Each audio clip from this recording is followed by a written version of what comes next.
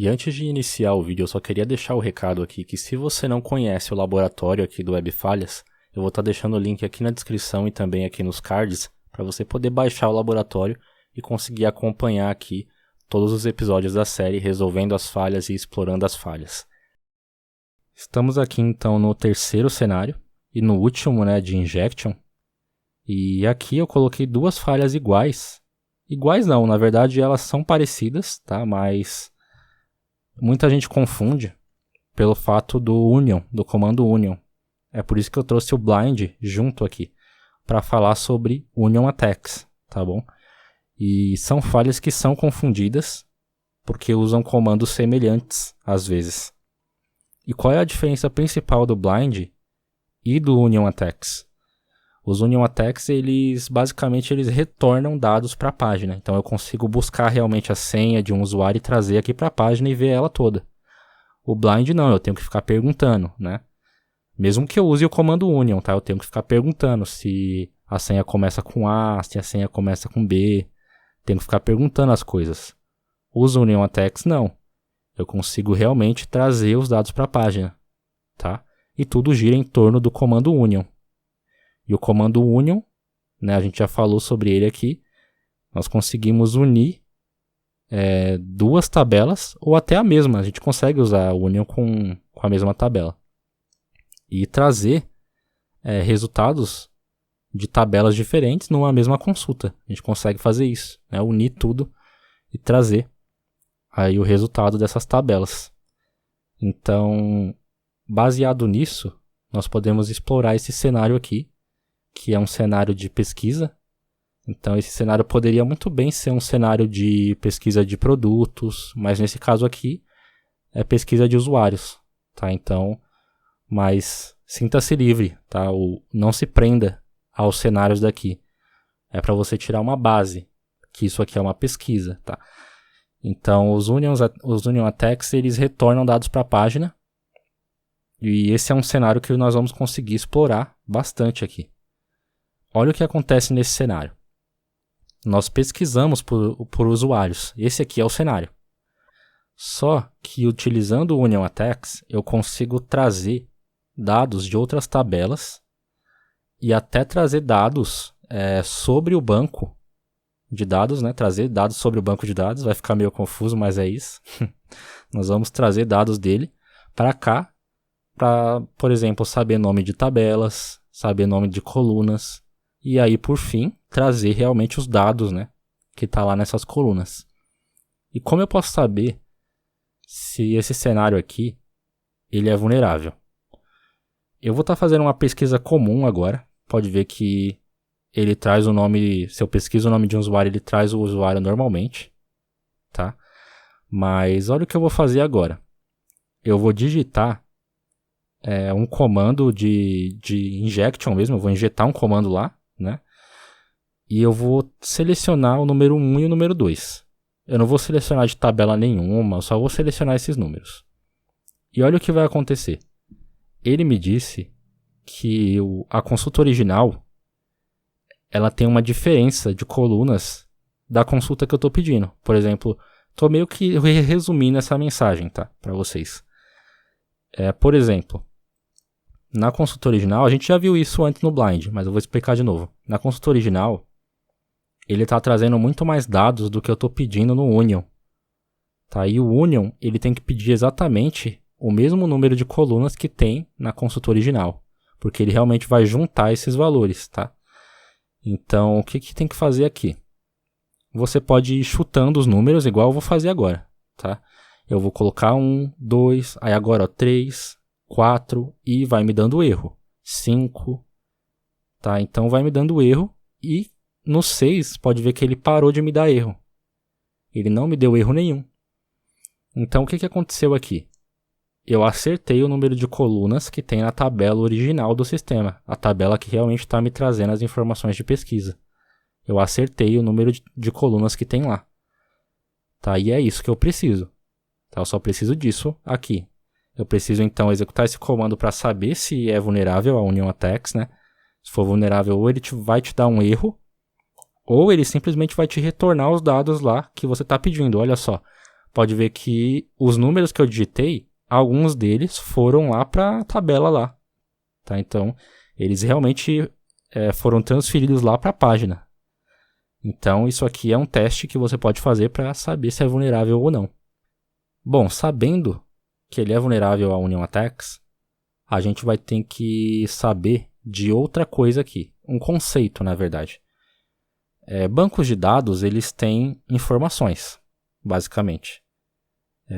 E alguns bancos, eu não sei se todos, né? Não posso simplesmente generalizar assim, mas vou dar 2 exemplos. Tem o SQLite, que é o que nós estamos usando aqui, e tem o MySQL.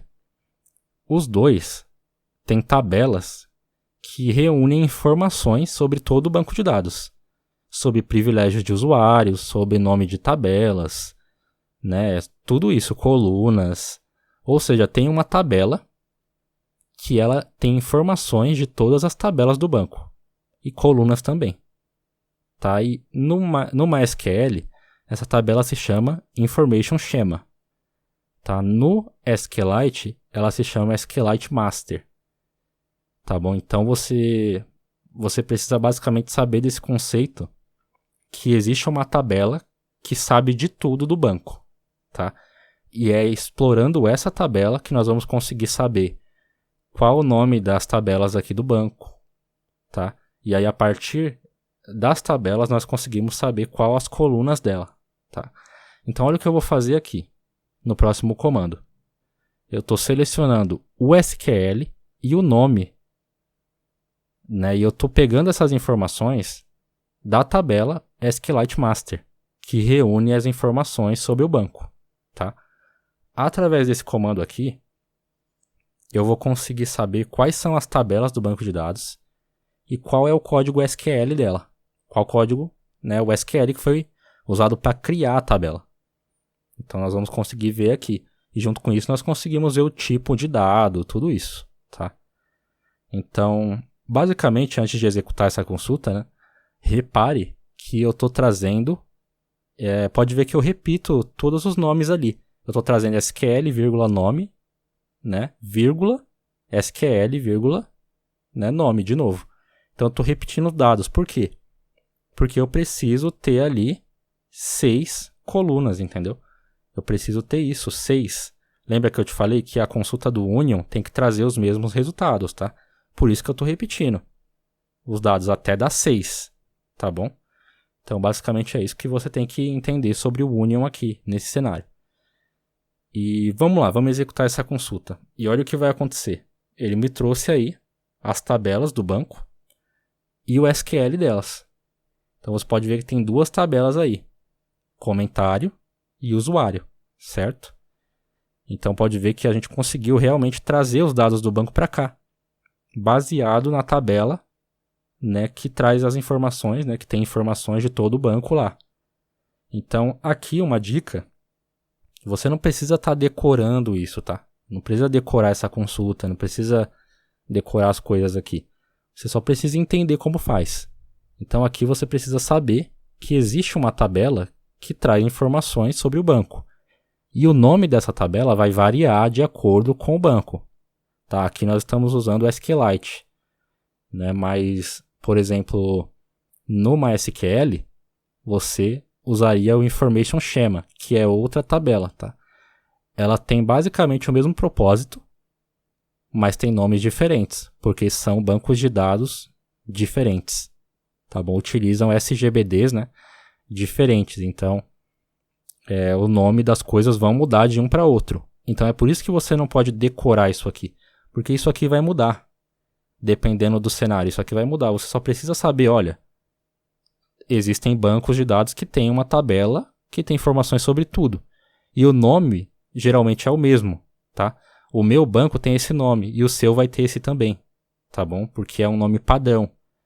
E é por isso que a falha se torna mais perigosa ainda, porque é um padrão para todo banco. Então, se tiver um injection desse nesse cenário em um sistema, eu consigo, né, executar esse mesmo ataque porque o nome é padrão. Né? No SQLite é SQLite Master.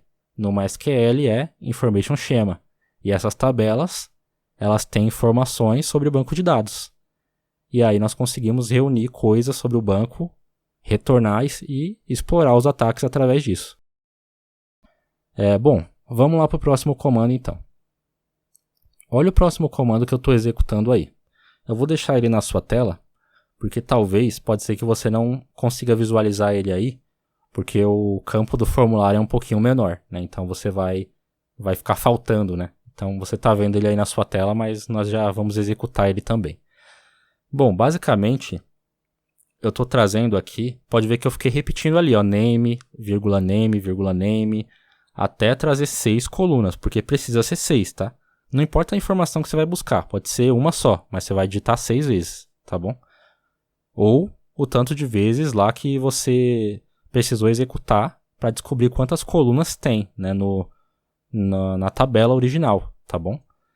E olha o que eu estou fazendo, ali tem uma coisa de diferente, né, que a gente não viu ainda, que é o Pragma Table Info, que vai trazer as colunas, né, dessa tabela comentário. Vai trazer informações, na verdade, sobre ela, mas nós vamos pegar o nome, né, da coluna aí. Então olha o que vai acontecer quando eu executar esse comando. Ele vai me mostrar ali as colunas que tem, né, nessa tabela comentário. E olha as colunas que ele me trouxe. Ele me trouxe a coluna ID, né, que é a chave primária, né? Ele vai me trazer a coluna ID. E ele vai me trazer também a coluna ID do usuário. E ele vai me trazer também a coluna texto, tá? Essas são as colunas que existem aí na tabela comentário, tá bom? É isso que você precisa ter em mente, então. Conseguir, olha, você pode ver que é um caminho, né? É um caminho que eu estou fazendo.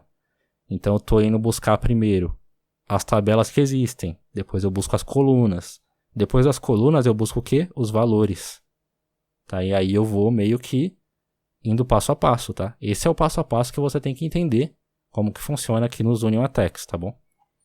Então agora que eu sei as colunas que existem, olha o que eu vou fazer. Eu vou selecionar então, eu já sei tudo. Eu já sei qual é a coluna, eu já sei qual é a tabela. Então eu vou lá e busco os dados, simplesmente.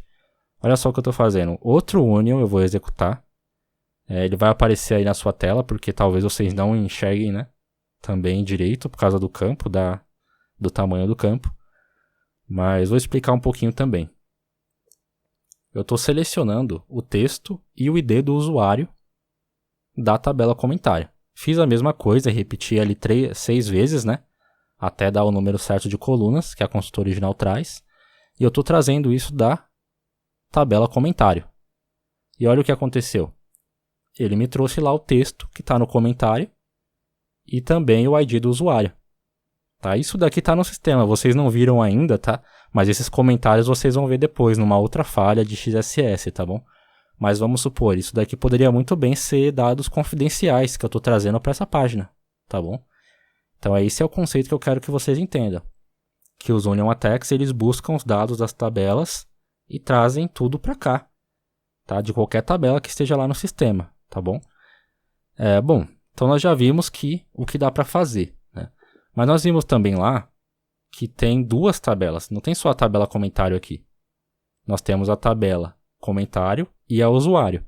Eu vou fazer a mesma coisa que eu fiz com a comentário, agora eu vou fazer com a usuário. Vou pegar lá o nome, né, das colunas que tem lá. Olha o que eu fiz aí e olha o resultado aí. Olha as colunas que tem, né, na tabela de usuário. Então ele me trouxe aí.